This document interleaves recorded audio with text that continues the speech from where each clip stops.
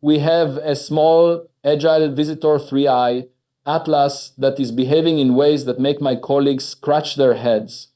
And deep in the outer reaches, we have a giant sea 2014 UN 271, the Bernardinelli-Bernstein object, a monster measuring 150 kilometers across. The question everyone is whispering, but few dare to say out loud, is simple. Is there a connection? When you see a scout drone buzzing near the shore, you have to ask yourself, is the aircraft carrier following behind? My name is Avi Loeb. I am a scientist. I am a student of the universe. And I believe that the most dangerous thing we can do is assume we already know the answers. Tonight, I want to take you through the data, not the fantasy, but the hard, raw data that suggest we might be witnessing something profound. Let's start with the smaller object, the one we call 3i, Atlas. Now, in my line of work, we are used to comets. We know them well. They are the dirty snowballs of the cosmos. They heat up, they vent gas, they form a tail that points away from the sun. It's simple physics. It's solar wind. We teach this to freshmen in Astronomy 101, but 3i, Atlas, is refusing to read the textbook. And just this week, we received new imaging data. This wasn't from the Hubble or the James Webb initially. This came from a stack of 57 individual exposures, comprising nearly an hour of observation under real sky conditions. And what we saw in those process frames made me sit up in my chair. Usually, when you look at a comet, you see a coma, a fuzzy cloud, and a tail trailing behind it. But in these new images, there is a distinct, bright, sharp feature pointing forward. Let that sink in. Forward. It is a concentrated streak of light projecting ahead of the object's movement. Now, think about the physics of that. If you are driving your car down the highway and you throw a cup of water out the window, the water flies back. It doesn't fly forward ahead of your bumper. For material to project ahead of a moving object in space against the pressure of solar radiation implies a directed release of energy. Some of my colleagues, the skeptics, and I love the skeptics, they keep us honest. They immediately said, Avi, it's just a wobble. It's a rotating vent. And yes, that is the comfortable answer. We know comets spin. If you have a geyser on a spinning rock, it sprays like a garden sprinkler. But here is the problem with that theory. The feature in these images is stable. It is consistent over nearly an hour of exposures, while the object itself is spinning rapidly, which we know because the light curve is fluctuating, that forward-pointing beam stayed locked in place. If this were a random vent on a spinning surface, that jet should be wobbling, it should be smearing out, it shouldn't look like a headlight on a train, but it does. It looks structural, it looks focused. We have to look at the raw data. When you strip away the star trails, those diagonal lines created as the Earth rotates and you center the frame on 3i, Atlas, you see a dark circular spot that stays fixed. This is the nucleus. And emerging from it is this stubborn, bright point that refuses to fade. This reminds me deeply of the questions we faced with Oumuamua in 2017. We saw non-gravitational acceleration, then an object moving faster than gravity alone could explain. We didn't see a tail then. Now, with 3i, Atlas, we see a tail, but we also see this directional feature. If I were to design a probe, a small craft intended to maneuver within a solar system, I would need thrusters. I would need directional output. I'm not saying that is definitely what this is, but as a scientist, if I see a bird that walks like a duck and quacks like a duck, I shouldn't be forced to call it a strange rock. Now, hold that thought. Keep 3i Atlas in your mind, a small, fast, potentially maneuvering object near the inner solar system. Now let's cast our gaze much, much further out, beyond the orbit of Uranus, into the dark, freezing expanse where the sun is just a particularly bright star in the sky. There is something there. Something massive. This is C 2014 UN 271. or Bernardinelli-Bernstein. Comet is too small a word for it. This thing is estimated to be 150 kilometers across. To put that in perspective for you, that is larger than the state of Rhode Island. It is a mountain range floating in the void. It is the largest object from the Oort cloud we have ever detected, and it is waking up. This is the second part of the puzzle that keeps me awake at night. Usually objects this far out are dead. They are frozen solid. The sunlight reaching them is too weak to melt water ice. They should be silent, dark stones. But UN 271 is active. It is spewing gas. We are detecting carbon monoxide and carbon dioxide sublimating, turning from solid to gas, creating a massive coma that surrounds this beast. It has a heartbeat. The mainstream explanation is that this is a pristine object, a relic from the dawn of the solar system 4.5 billion years ago, finally getting close enough to feel a little warmth. They say it's just volatile chemistry.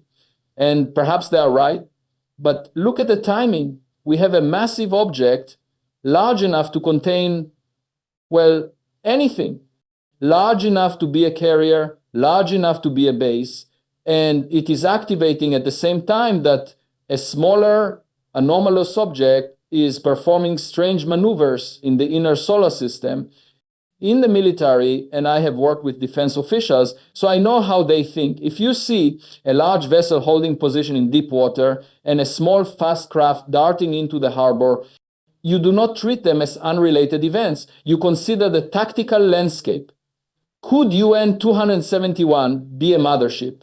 Now, I know how that sounds. I can hear the headlines already. Harvard professor goes crazy. But let's strip away the science fiction baggage and look at the logic. If an extraterrestrial civilization wanted to explore a star system, they wouldn't send the mothership into the gravity well of the star. That requires too much energy, it's dangerous, it's inefficient. You would park the large vessel, the carrier, the manufacturing hub, the 150-kilometer giant in the outer perimeter, in the Oort cloud or the Kuiper belt. You would use the resources there, the ice, the carbon to refuel, and then you would launch the probes, the scouts, small, fast, agile devices to go in, gather data, check on the inhabitants, us, and report back. Is 3I Atlas a scout? Is UN 271 the carrier? I don't know. And unlike many in my field, I am comfortable saying I don't know, but I am not comfortable saying it's impossible. The data from UN 271 shows that it is not on a typical comet path. It isn't diving into the sun to die. It is grazing the system. It will stay far out and near the orbit of Saturn before heading back into the deep dark. It's almost as if it is doing a flyby, a scan. And the activity we are seeing, the outbursts of gas, could be natural, or it could be artificial. If you were venting waste heat from a massive industrial process inside a 150-kilometer shell, what would it look like to our telescopes? It would look like a coma. It would look like gas emissions. We are looking at these things through the straw of a telescope, seeing only pixels of light. We are like cavemen watching a drone fly overhead. We might draw it on the cave wall and call it a spirit, or a god, or a bird, but it is our duty to try and understand the engineering behind it. The latest images of UN 271 show a nucleus that is incredibly bright and sharp, much larger than typical comet cores. The coma around it is huge, suggesting internal pressure cycles. Is it geology or is it machinery? What strikes me most is the resistance within the scientific community to even discuss these possibilities. There is a stigma. If you mention aliens, people giggle. They think of little green men. But I'm talking about technology. I'm talking about hardware. We have sent 5 probes into interstellar space, Voyager 1, Voyager 2, Pioneer 10, Pioneer 11, and New Horizons. We are doing exactly what I'm describing. We are sending our junk, our eyes, out into the dark. Why is it so arrogant to assume we are the only ones doing it? Statistically, it is absurd. There are billions of sun-like stars in the Milky Way. Many of them are billions of years older than us. If you look at your own technology, how we went from horse and buggy to smartphones in 100 years, imagine a civilization 1,000,000 years ahead of us. Their technology would look like magic to us. It would look like nature. Maybe a 150-kilometer comet is their spaceship. Maybe they hollowed out a rock to protect themselves from cosmic radiation. It's what I would do. It's the smart engineering solution. So we have these two characters on the stage, the scout and the giant. The forward feature on 3i, Atlas, is real. It is stable. It is pointing the way. It defies the chaotic tumbling nature of random asteroids. And the activity on UN 271 is real. It is intense. It is happening in the freezing dark where it shouldn't be happening. What do we do with this information? We watch. This is why I founded the Galileo project. We cannot rely on the government to tell us what is happening. Usually they don't know either. All the data is classified. We need open, transparent, scientific observation. We need to keep our eyes on 3i Atlas. If that forward feature changes, if it shifts, if the object alters its trajectory without gravitational cause, then we have a smoking gun. We need to track the spin rate. If the spin speeds up artificially, that is a sign of propulsion. And for the monster, UN 271, we need to analyze the spectrum of light coming from it. We need to see if the gases are just carbon and water, or if there are isotopes that look refined, artificial. There is a profound loneliness to the human condition. We sit on this tiny blue rock, drifting through an endless sea of vacuum. We shout into the void with our radio telescopes, asking, "Is anyone there?"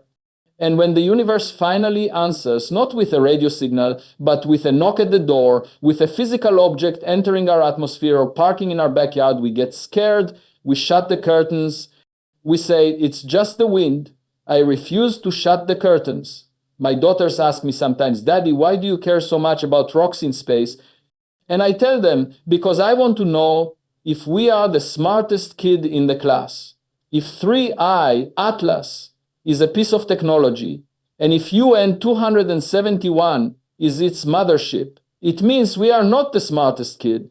We might be the kindergartners, and that is a humbling thought, but it is also an inspiring one. It means there is so much left to learn.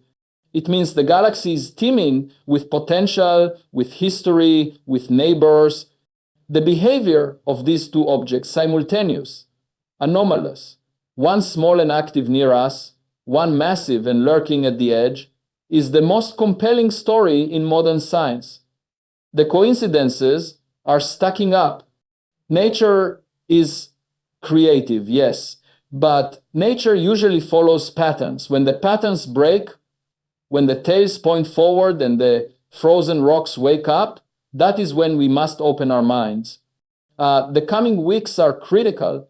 As the viewing angles change, we will either see these mysteries resolve into standard physics, or we will see them deepen if that forward jet on 3i Atlas remains steady. If it drives the object onto a new path, well, history will be written. And if UN 271 begins to release something else or change its brightness in a rhythmic way, we will have to rewrite every astronomy textbook in the library. I want you to look up tonight. Really look up. Realize that the sky is not a wallpaper. It is a frontier. And right now, there is traffic on the frontier. We are not just observing static paintings. We are watching a live event. The evidence is arriving. The photons are hitting our sensors. The story is unfolding right now. Let us not be the generation that refused to look through Galileo's telescope. Let us be the ones who stared into the dark and found the courage to see what was looking back. Thank you for thinking about this with me. Stay curious.